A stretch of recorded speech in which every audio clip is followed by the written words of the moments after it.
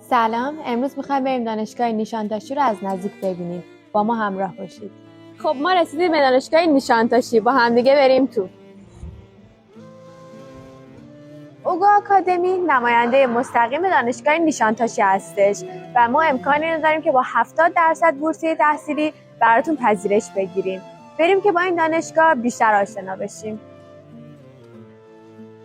اینجا آتلیه طراحی لباس هستش و این دانشگاه متقاضیان زیادی واسه این رشته داره.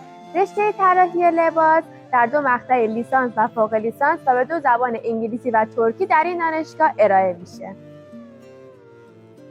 اینجا هم لابراتورهای دندونپزشکی، داروسازی، اتاق عمل و هوشبری این دانشگاه هستش و این رشته هم به 2 زبان ترکی و انگلیسی ارائه میشن.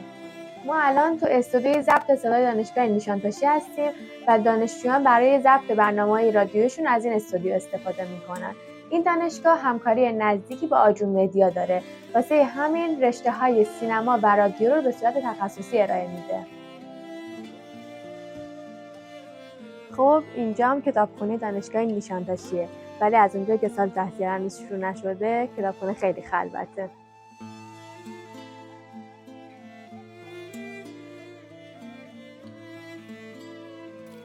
مرسی که تا اینجای کار با ما بودین.